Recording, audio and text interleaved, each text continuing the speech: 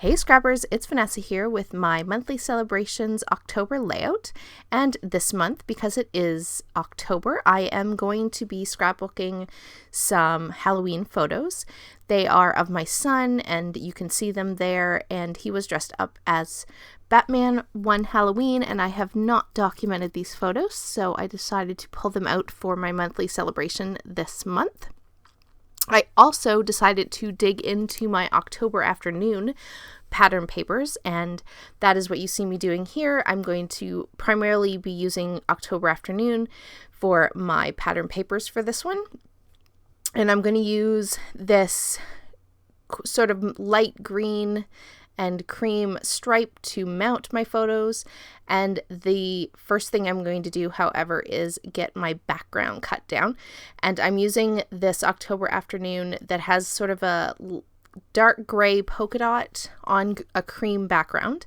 And that I'm going to put on top of that black cardstock. So I'm just cutting about a 1/2 inch off on that pattern paper to mount it on that black cardstock. I am also using my new Tim Holtz trimmer. I have the, what is it called? Caterpillar Crop, I think it was, then is the name, and I do like it, but I don't find that, because it doesn't have the guide that you can kind of press the paper down a little bit like the one on the Tim Holtz trimmer, what I found is I couldn't get as straight a cut as I would like, because for whatever reason I wasn't holding the paper tight enough against the edge and it would slide. So I decided to try this Tim Holtz trimmer, and so far I'm really liking it. I really like that you can press that down and it really holds your paper in place so that it doesn't move as you go to cut it. So we will see. Maybe I'll do a comparison video at some point with the two, so be on the lookout. I might sort of share my thoughts on the two different cutters. I do still have the other one. I still plan to use it. It'll just probably be more of a backup that I use every once in a while. I'm really liking this one so far, so it's probably going to stay there to the side of my desk as you see me using it right there now. So here's how my layout is going to come together. I have that polka dotted paper as my background. I have that multicolored stripe, and I'm sort of using that to span all the way across the 12 by 12 cardstock background. So it is going to go from end to end.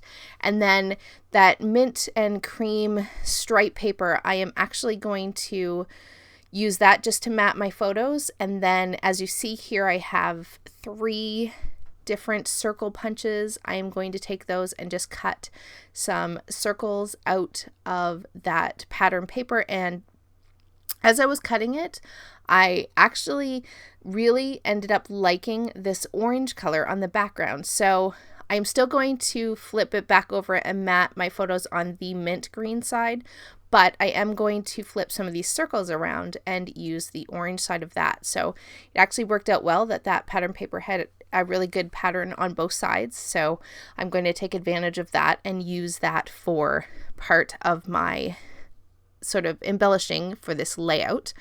I also, off camera, when I first decided I was going to do these photos, I did go into my silhouette and I just found a cut file of a bat, and so I cut that with another piece actually of October afternoon pattern paper. I think it was from a Halloween line. I cannot remember which line it was, but that is what that bat is cut from.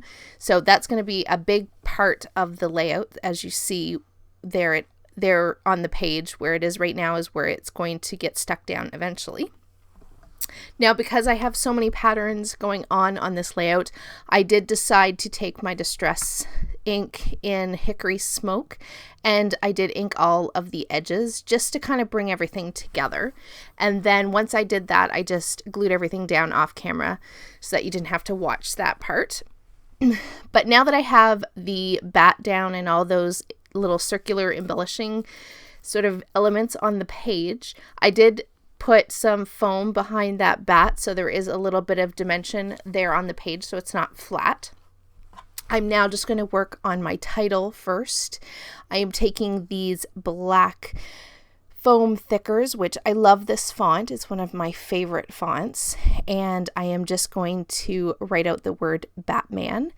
And the title for this one is pretty simple. It couldn't get much simpler. The title is going to be Cutest Batman, and I'm going to spell cutest with those Daily Flash alphabets there that you see me using now.